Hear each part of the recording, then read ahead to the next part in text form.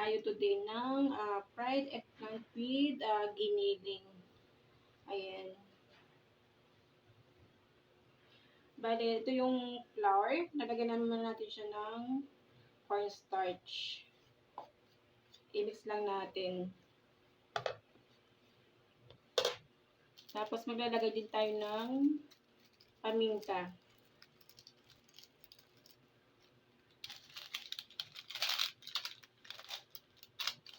Magic syrup. Nalagyan natin. I-mix lang natin.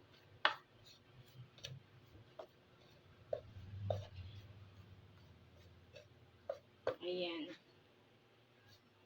After nga nyan ay maglalagay naman tayo ng 1 teaspoon na salt sa giniling. Para yung giniling, 1/4. Ayan, asin, pampalasa.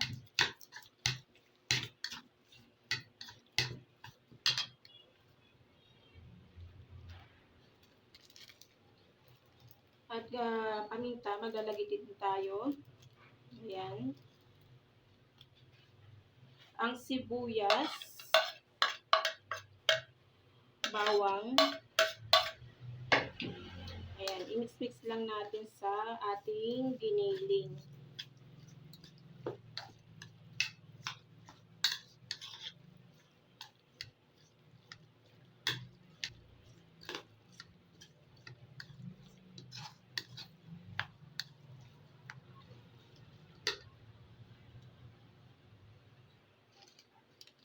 At maglalagay din tayo ng konting magic syrup.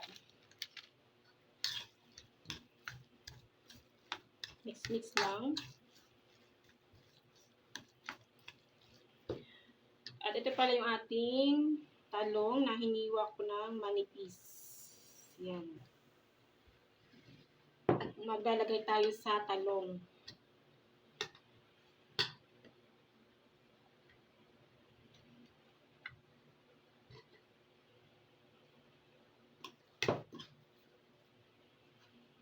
Yan, maglagay lang tayo ng konti sa talong.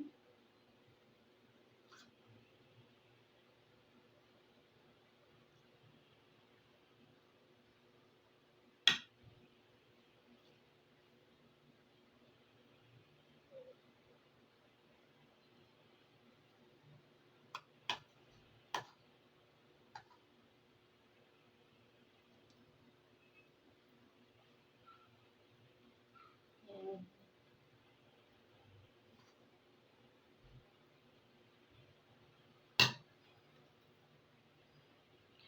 At i-roll lang natin yung talong.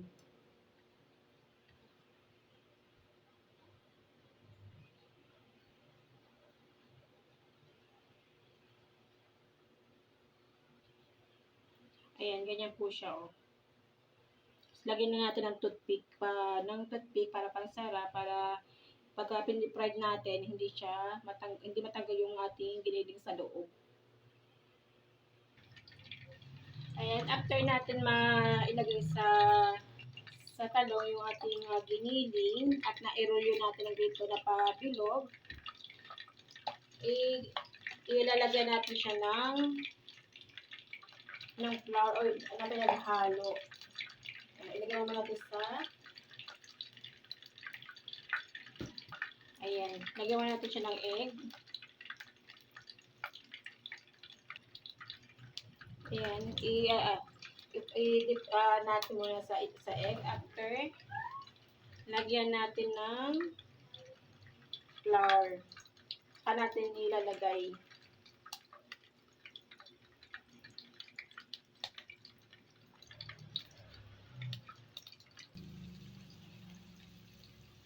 At yan po, ilagay ko na dito sa kawali ang ating fried talong with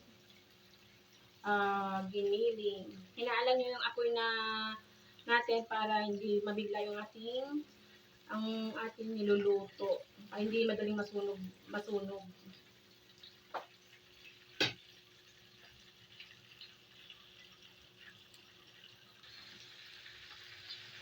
At balik rin lang natin yung kabilang side.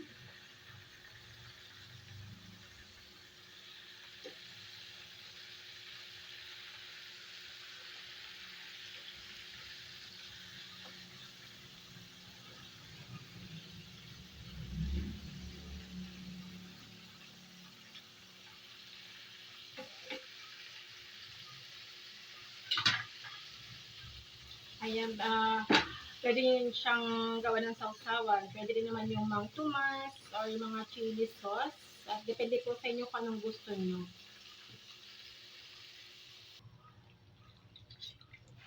Ayan guys, luto ng ating eggplant with giniling.